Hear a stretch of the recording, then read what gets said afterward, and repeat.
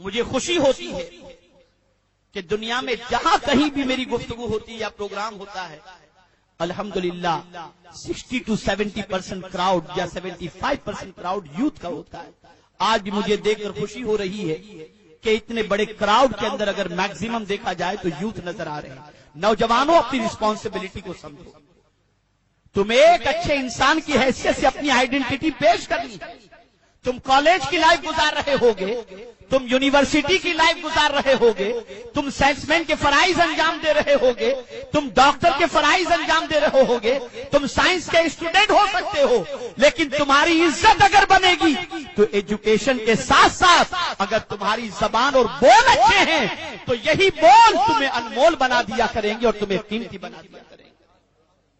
آئیے میں آپ کو بتاؤں سب سے برا انسان کون؟ حدیث کی روشنی میں سمجھو، سب سے برا انسان کون؟ آقا کریم صلی اللہ تعالی علیہ وسلم نے ارشاد فرمایا، وہ انسان سب سے برا جس کی تلخ کلامی یعنی کڑوی زبان کی وجہ سے لوگ اس سے ملنا چھوڑ۔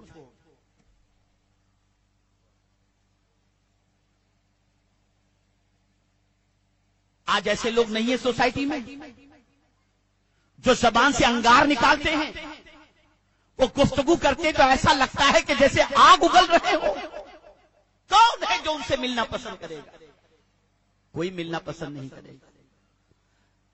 اسی لیے حضور صلی اللہ علیہ وسلم نے ارشاد فرمایا، اللہ اکبر، آقا کریم صلی اللہ تعالی علیہ وسلم ارشاد فرماتے ہیں، برا ہے وہ شخص جس کی تلخ کلامی کی وجہ سے لوگ اس سے ملنا چھوڑ۔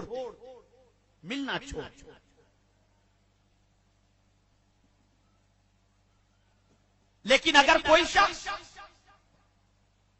ایسا ہے کہ تلخ کلام بھی ہے، زبان سے آگ اگل بھی رہا ہے، لیکن نماز بھی پڑھ رہا ہے، روزہ بھی رکھ رہا ہے، حج بھی کر رہا ہے، زکات بھی دے رہا ہے، لیکن اسی سوسائٹی کے اندر کوئی ایسا ہے جو 5 وقت کی نماز بمشکل تمام پڑھتا ہے، رمضان کے روزے رکھتا ہے، نفل روزے نہیں رکھتا، فرض حج ادا کر لیا، زکات دے دیا، باقی صدقہ و خیرات وغیرہ نہیں کرتا، لیکن اس کی زبان اچھی ہے۔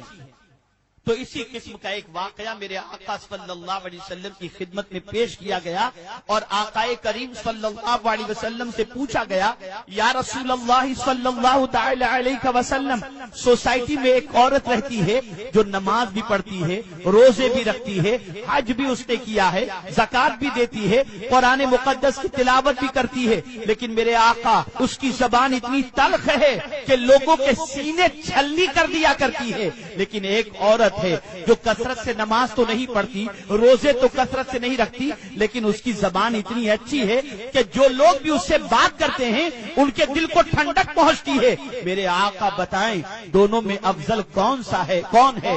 رسول اعظم نے فرمایا، جو عورت کم عبادت کرتی ہے لیکن اس کی زبان سے لوگوں کے دلوں کو سکون ملتا ہے، وہ عورت اس عبادت کرنے والی عورت سے افضل و اعلی۔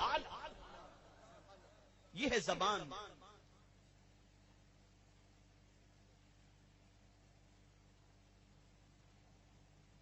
آقا کریم صلی اللہ تعالی علیہ وسلم پر نازل ہونے والے کلام نے واضح طور پر فرما دیا گیا، وَاجْتَنِبُوا قَوْلَ الزُّورِ، جھوٹ سے پرہیز کرو۔ یہی زبان ہے جس سے انسان کبھی سچ بولتا ہے اور کبھی جھوٹ بولتا ہے۔